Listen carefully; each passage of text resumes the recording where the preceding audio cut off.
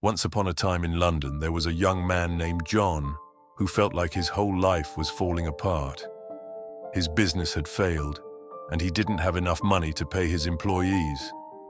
Orders had stopped coming in, creditors were calling him non-stop, and his money problems were getting worse each day. On top of that, his wife had left him, taking their children with her. John, who was once full of energy and big dreams, had lost all hope. He had worked hard to build his life, but never thought it would turn out like this. He had learned many things in school, but no one had taught him how to deal with failure. One evening, he stood on a bridge over the River Thames, staring at the water below. His shoulders were slumped, and his face looked sad. He felt like there was no reason to live anymore. Maybe if I end my life, he thought, the insurance money could pay off my debts. As he stood there, deep in his dark thoughts, an old man jogging nearby noticed him. The man stopped, came closer, and gently patted John on the back. "Son, are you okay? You look like you're in trouble," the old man said kindly. Startled, John replied, "I don't even know you, sir. Please just leave me alone." But the old man didn't leave. "I can see you're going through something very hard. Maybe I can help. Tell me what's wrong," he said softly. John, unable to hold it in anymore, started talking. He told the old man about his failed business, his debts, how his family had left him, and how hopeless he felt. The old man listened carefully, and then smiled warmly.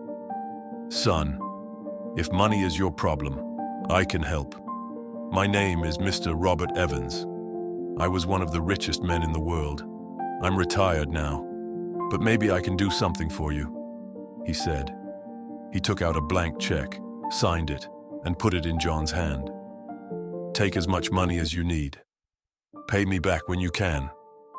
Don't give up," he said with a gentle smile and walked away. John was shocked. He looked at the check and saw it was real, signed by Robert Evans. For the first time in months, he felt a spark of hope.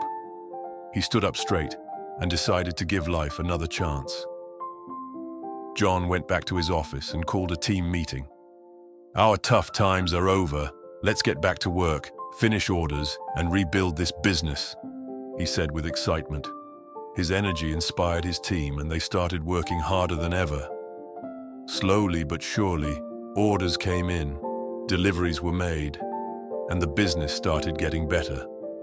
A few months later, John's life was back on track. His money problems were under control, his health improved, and even his wife and kids came back. Interestingly, John never needed to cash the check.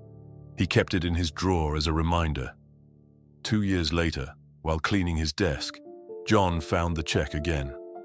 Feeling thankful, he decided to find the old man and thank him in person. He went to the same park, hoping to see him jogging. After waiting for hours, he noticed a big building nearby and asked about Robert Evans at the reception. The receptionist smiled and said, "This is a care home for elderly people with mental health problems. One old man here believes he's Robert Evans. He gives blank checks to people to make them happy. Did he give you one too?" John froze in shock. The real Robert Evans had passed away years ago. The check wasn't real, yet it had changed his entire life. It didn't fix his money problems, but it gave him something even more important: hope. This story teaches us an important lesson. Sometimes it's not the situation that needs to change, but how we look at it. John didn't succeed because of the check. He succeeded because it reminded him that he was capable of trying again. Life is full of ups and downs, and it's normal to feel lost sometimes. But the key is to believe in yourself and keep going. Challenges can make us stronger, and even the darkest times can lead to brighter days if we don't give up. If you enjoy my videos, don't forget to like, comment, and subscribe. I work hard to create stories that inspire and motivate people like you. Your support means so much to me. Thank you for watching.